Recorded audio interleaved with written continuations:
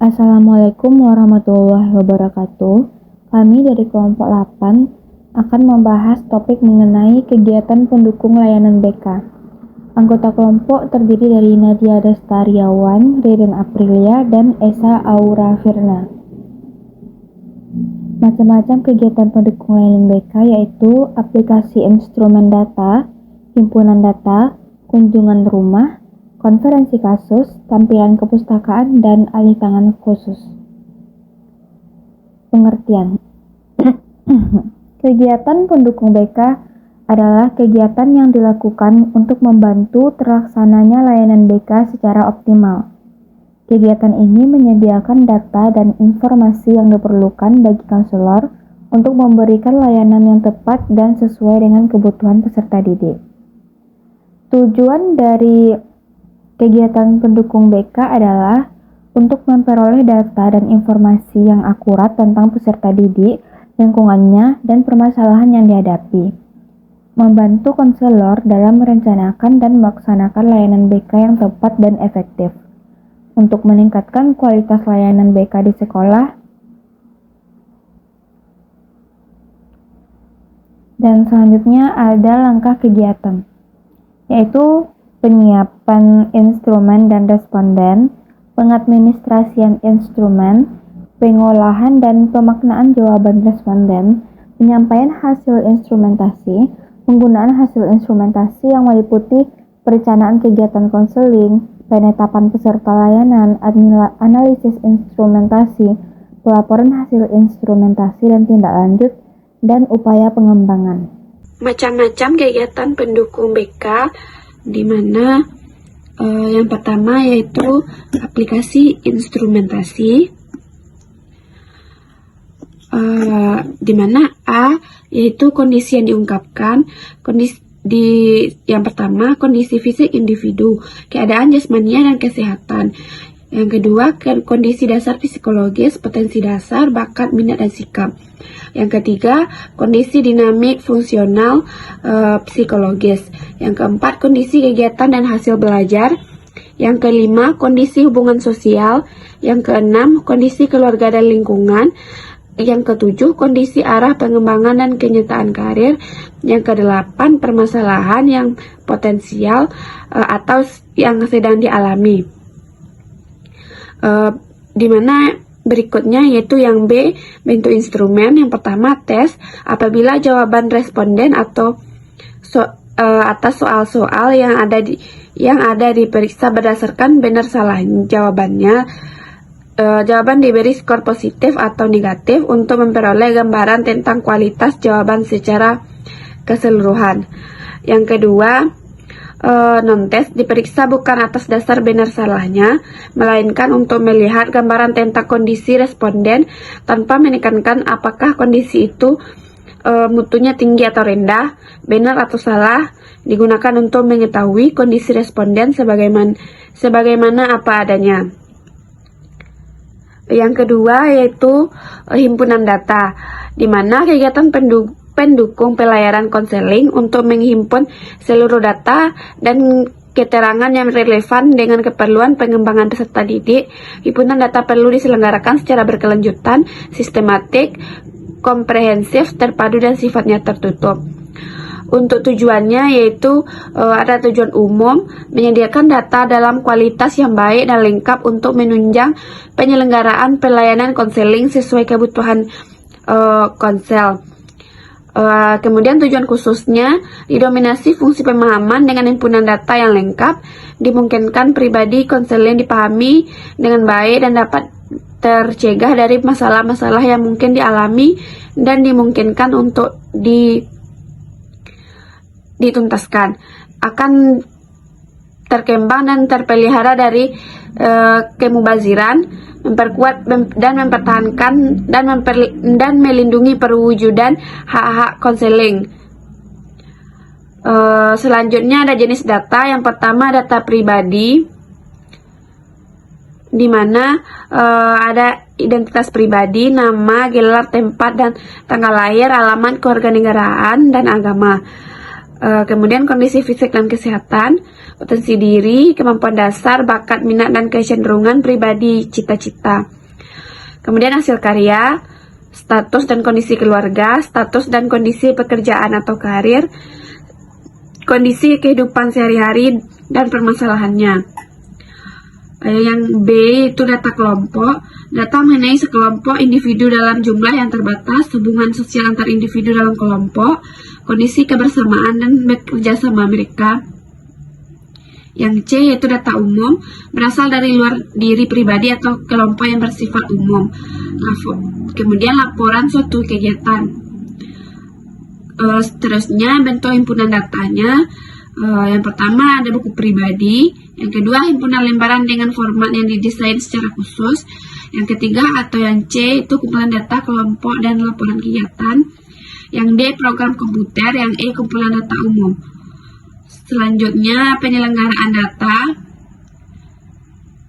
di mana untuk yang pertama menghimpun data dari berbagai sumber. 1. Sumber data pribadi, 2. Data kelompok, 3. Data umum. Yang B pengembangan data, yang pertama langsung dari sumber sehingga data tepat, akurat, dan aktual. Yang kedua luas sebanyak data yang diperlukan. Yang ketiga lugas, bersifat apa adanya, padat dan jelas. Yang keempat luas, tidak statis, yang tidak berguna, dibuang dan diganti dengan data baru. Yang kelima lancar, mudah penyelenggaraannya, mudah menggunakan, mudah memastikan data mudah digunakan. Yang C penggunaan data, yang pertama perencanaan pelayaran, isi pelayaran, yang terakhir laporan kegiatan layanan. Yang ketiga yaitu konferensi kasus, di mana kegiatan pendukung pelayanan konseling untuk membahas permasalahan yang dialami oleh peserta dalam suatu forum pertemuan yang dihadiri oleh berbagai pihak yang diharapkan dapat memberikan bahan keterangan, kemudahan, dan komitmen bagi permasalahan tersebut. Pertemuan dalam rangka konferensi kasus bersifat terbatas dan tertutup dengan tujuan, yaitu ada tujuan umum untuk mengumpulkan data yang lebih lengkap dan akurat, menggalang komitmen pihak-pihak yang terkait dengan permasalahan dalam rangka penanganannya. Kemudian untuk kepentingan konseling yang terkait dengan permasalahan yang dibahas. Kemudian ada tujuan khususnya, yaitu semakin dipahami secara mendalam permasalahan, mencegah kemungkinan terjadinya hal-hal yang merugikan, pengentasan masalah konseling yang dibahas untuk pengembangan dan pemeliharaan, terpeliharanya aktualisasi konseling.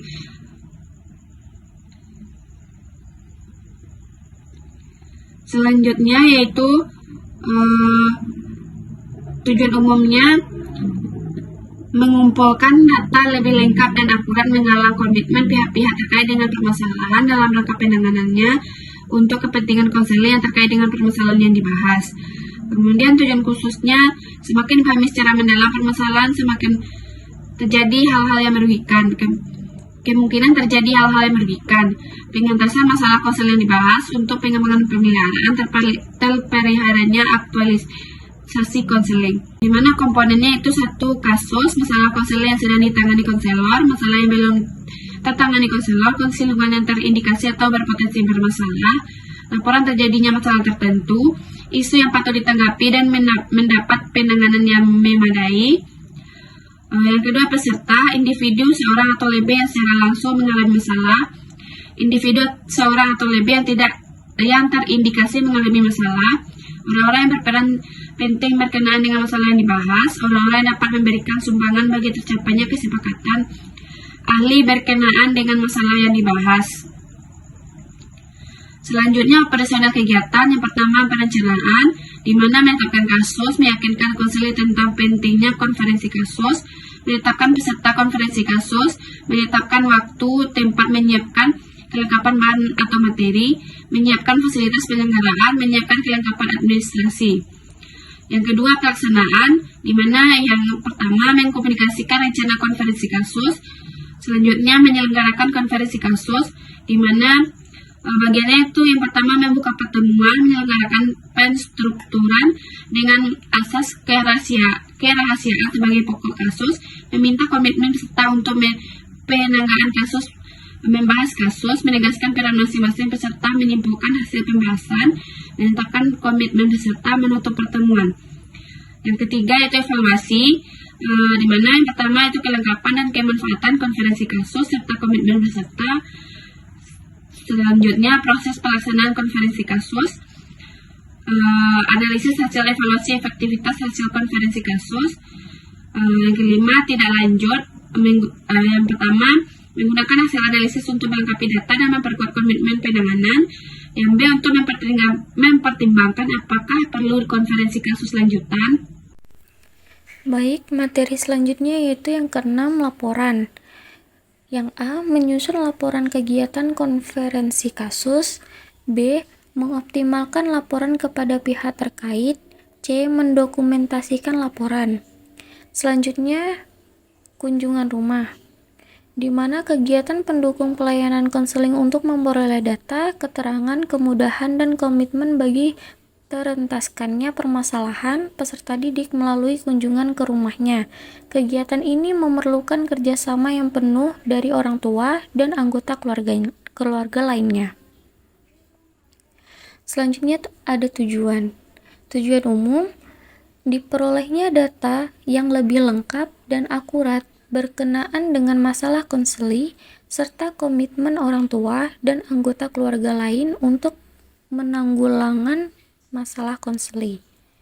Khusus, yang pertama ada lebih dipahaminya kondisi konseli, yang kedua, pengetasan masalah konseli akan lebih intensif, yang ketiga, pemecahan masalah yang disebabkan faktor keluarga. Selanjutnya ada tampilan kepustakaan, di mana yang pertama ada menyediakan bahan pustaka yang terkait dengan layanan BK seperti buku, jurnal, dan artikel. Yang kedua ada membantu peserta didik dalam mencari informasi yang mereka butuhkan.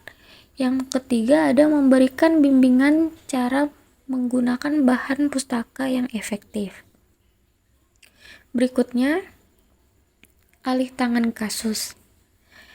Yang pertama ada merujuk peserta didik ke profesional lain yang lebih kompeten untuk menangani permasalahannya seperti psikolog, psikiater, atau pekerja sosial. Yang kedua ada berkolaborasi dengan profesional lain untuk memberikan layanan yang komprehensif kepada peserta didik. Selanjutnya memonitor dan mengevaluasi perkembangan kasus peserta didik. Yang terakhir, manfaat kegiatan pendukung BK. Sekian, terima kasih.